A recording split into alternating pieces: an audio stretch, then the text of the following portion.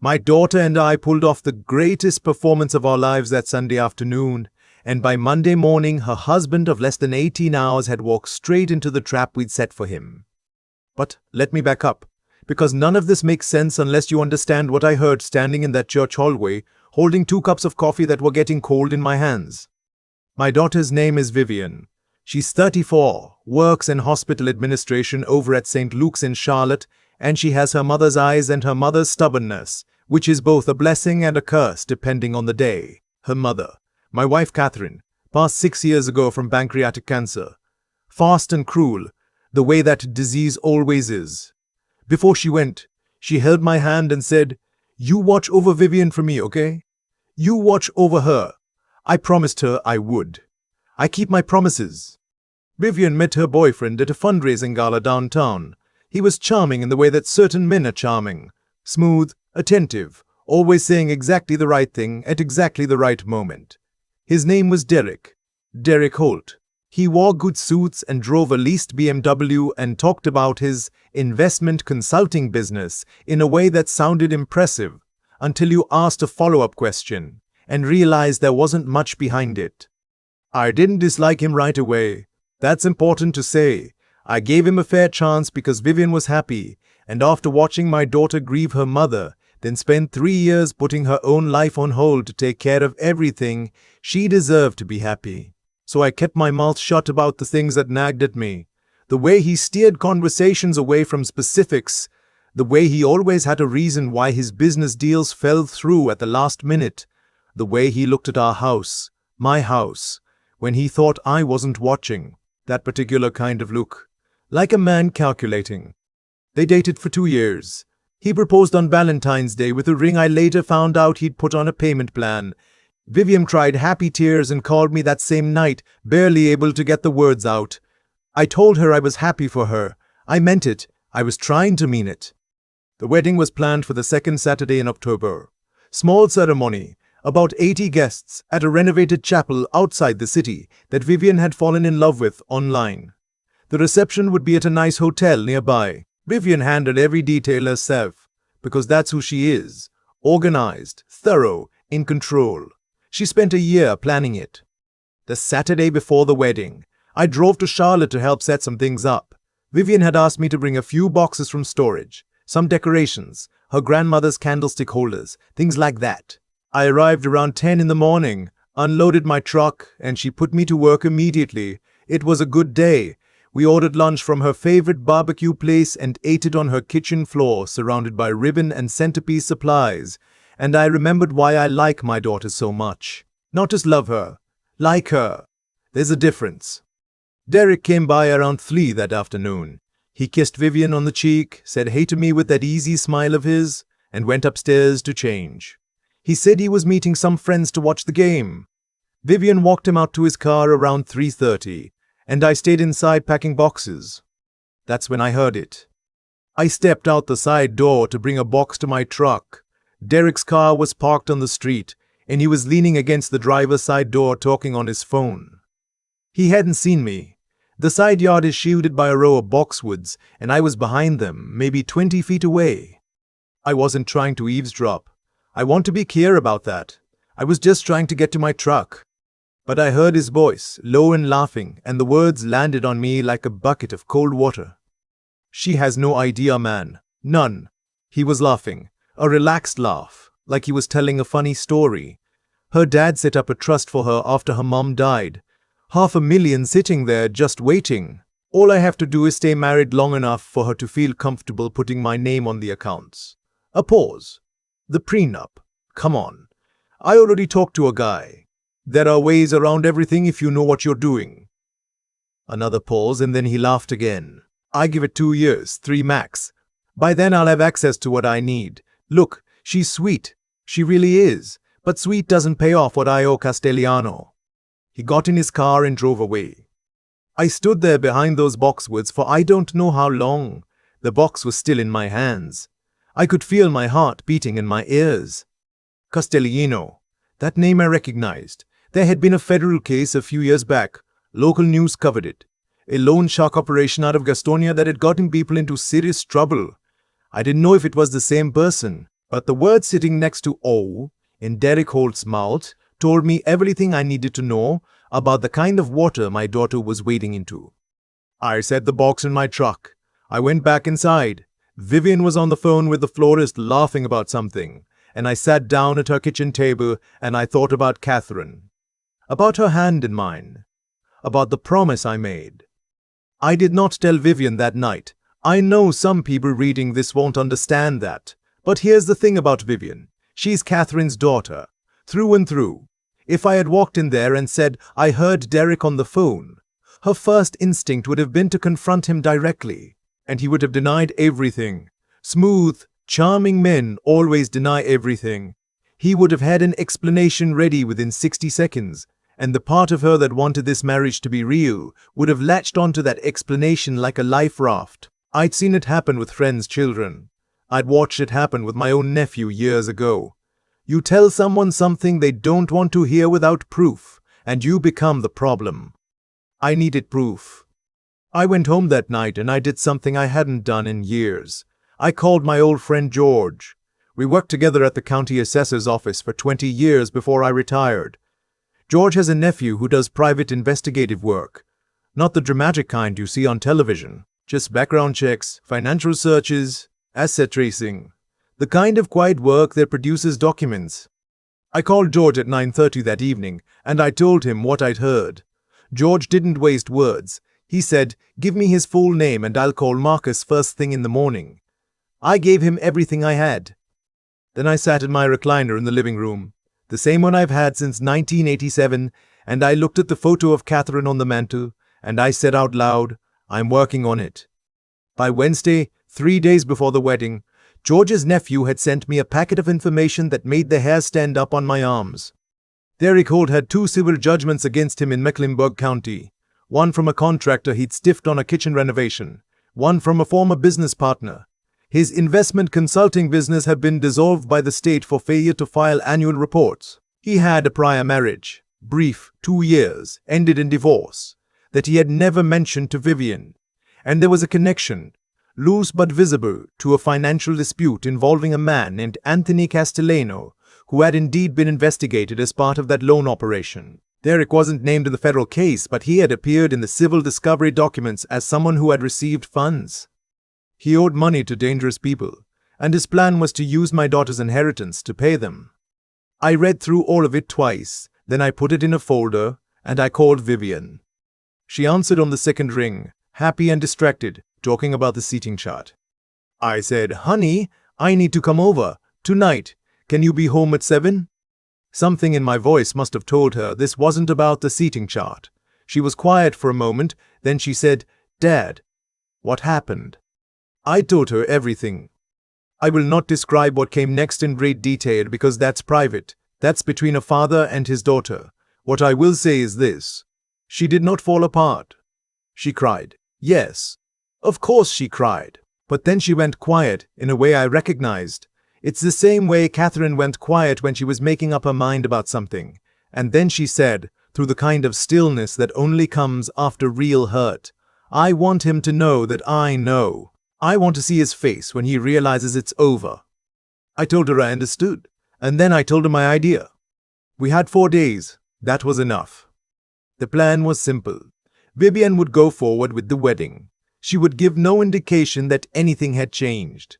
She would smile and walk down the aisle and say her vows and sign her name. But before any of that, early Saturday morning, the day of the wedding, she and I would sit down with our family attorney, Stuart Barnes, at his office. We had used Stuart for years. He was thorough and discreet, and I trusted him completely. Vivian would sign updated documents that placed her trust firmly in a structure that required her signature alone for any withdrawals or transfers. No joint access, no beneficiary changes without her written consent, and a waiting period. The trust her mother's life insurance had funded would be untouchable. Then we'd let the wedding happen. And then we'd wait. Stuart met us at 8 Saturday morning, 2 hours before the ceremony. He'd had everything prepared since Thursday. Vivian sat across from him at the conference table in a hotel bathrobe. We'd gotten ready at the hotel the night before and signed every document with a steady hand. When it was done, Stuart looked at her over his glasses and said, "You sure about this, Viv?" She said, "I'm sure about the next part." We smiled at each other and drove to the chapel. I walked my daughter down the aisle and I gave her hand to Derek Holt, and I watched his face the whole time. He was happy. Genuinely happy, I think. The kind of happy a man feels when he believes he's gotten away with something. He had no idea. Neither of them broke character for even a moment. After the ceremony during cocktail hour at the hotel, I pulled Derek aside. I told him I wanted to have a private toast with him, just the two of us, before the reception started. Man to man. Father-in-law, son-in-law. He liked that. He put his hand on my shoulder and said that meant the world to him. We stepped into a small conference room off the lobby. My old friend George was already seated at the table. So was Stuart Barnes. And a woman I hadn't introduced yet. A victim's advocate and family attorney named Christine Walters, who specializes in financial fraud cases. I'd contacted her on Thursday through a referral from Stuart. Derek walked in smiling. He looked at the faces in the room. The smile didn't disappear right away. It took about 4 seconds. I watched it leave. I set the folder on the table. The civil judgments, the dissolved business, the prior marriage, the connection to Castellano. Printed, organized, dated. I said, "I was standing near the boxwoods in my daughter's side yard last Saturday. I heard your phone call." His face went through several expressions in the space of a few seconds. First confusion, then the beginning of a denial, then something harder when he understood it wasn't going to work. He said, "You don't know what you heard." I said, "I know exactly what I heard, and so does everyone in this room." Christine Walters slid a document across the table.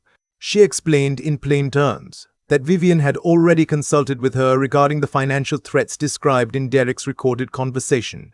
I had made a voice memo on my phone that Saturday, standing behind those boxwoods, once I'd understood what I was listening to. The recording was not perfect, but it was clear enough. Christine explained what Vivian's options were and what Derek's exposure was, and she used words like fraudulent inducement of marriage and civil action in a tone that left no room for interpretation. Derek sat down. He hadn't been invited to sit. He just sat down like the air had gone out of him. I told him that Vivian did not want a public scene. She did not want a confrontation in the reception hall in front of 80 people. What she wanted was for him to sign the annulment paperwork that Stuart had prepared, cleanly, without dispute, without calling attorneys of his own, and to be gone from her life before the dinner service started. He looked up at me and said, "She agreed to this." I said, "She planned this with me." He signed. Vivian was upstairs in the bridal suite when it was over. I knocked on the door and she opened it, and I handed her the signed copy and I said, "It's done." She held the paper for a long moment. Then she set it down on the dresser, very carefully, and she hugged me for a long time without saying anything. The reception still happened. Vivian had decided that in advance. She walked into that ballroom and told her closest family and friends, quietly, table by table, that Derek had some things to sort out and had stepped away. Most people didn't understand. Some did. Her maid of honor, a woman named Tracy, who had never trusted Derek from the beginning, took one look at Vivian's face and said, "Good," before she'd even heard the full story. By 8 o'clock that evening, Vivian was on the dance floor with her cousins, a glass of champagne in her hand, laughing at something her uncle said. I watched her from the edge of the room. She looked like her mother. The way she held her head, the way the lights caught her, radiant and strong and more herself than she'd been in 2 years. I stepped outside for some air. It was a cool October night, the kind that reminds you autumn in the Carolinas is one of the quiet gifts of living here. I looked up at the sky for a while. I thought about what I almost let happen. I almost walked past those boxwoods without stopping. I almost didn't call George. I almost convinced myself that it wasn't my place to interfere, that Vivian was an adult who had made her choice. Catherine would have said that's not how love works. Love doesn't stand on the sideline waiting to be invited in. Love pays attention. Love keeps its promises. I don't know what happened to Derek after that night. I don't need to. The Castellano situation, the debts, whatever he walked back into, that's his life and his consequences. I only know he walked out of my daughter's. 3 months later, Vivian called me on a Sunday morning, early, the way she does when she's feeling settled and wants to talk. She asked if I wanted to come to Charlotte for the day. She was making pot roast. I said I'd be there by noon. That was enough. For me, that was everything. There's a verse I've thought about since all of this happened. Proverbs 22:3. A prudent man sees danger and takes refuge, but the simple keep going and pay the penalty. I'm not a preacher. I don't say that to sound righteous. I say it because there were at least 3 moments where I could have dismissed what I heard, talked myself out of acting, told myself it would all work out on its own. And it wouldn't have. It never does on its own. If you're reading this and something feels wrong about the person your child is with, or your sibling, or your best friend, something you can't quite name but can't quite ignore, pay attention to that feeling. Look closer.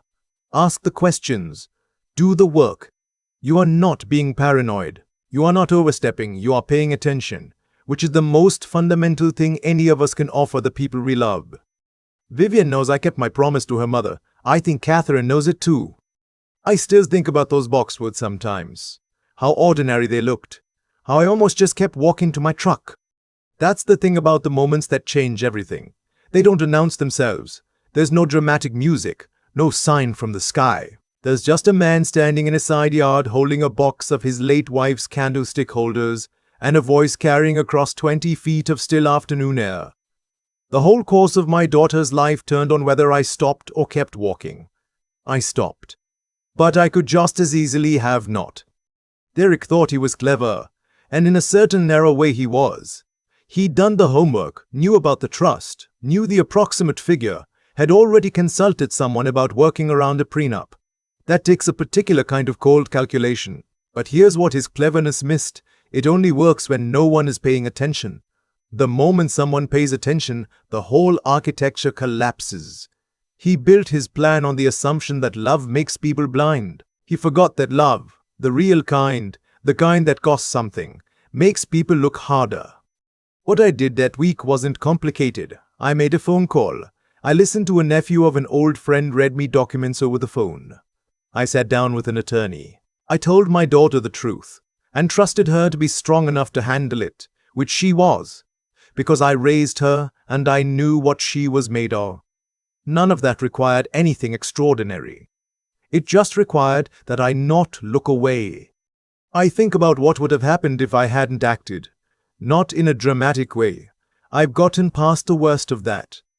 But I think about Vivian 2 years into that marriage, slowly realizing something was wrong, but not knowing exactly what. I think about the confusion and self-doubt that comes with being deceived by someone you trusted completely. I think about Catherine's trust, the money her mother's life had been worth, in the most practical sense, quietly draining away into Derek's debts. And I think about the version of Vivian who would have come out the other side of that, harder, more guarded, less willing to love openly again. That's what Derek was really stealing, not just the money. The money was just the mechanism. What he was actually after was the part of my daughter that still believed people were worth trusting. He didn't get it. That's the thing I'm most grateful for. Vivian came through this with something I don't have a simple word for. She found out her judgment had been fooled, and she didn't collapse into shame about it. She didn't swear off people or go cold or spend months asking what was wrong with her. She got quiet for a while, the way her mother used to get quiet, and then she made a decision, and she executed it with more steadiness than most people, half her age, could have managed. There's a kind of strength that only gets built by walking through something hard, with your eyes open. She has that now. Nobody can take it from her.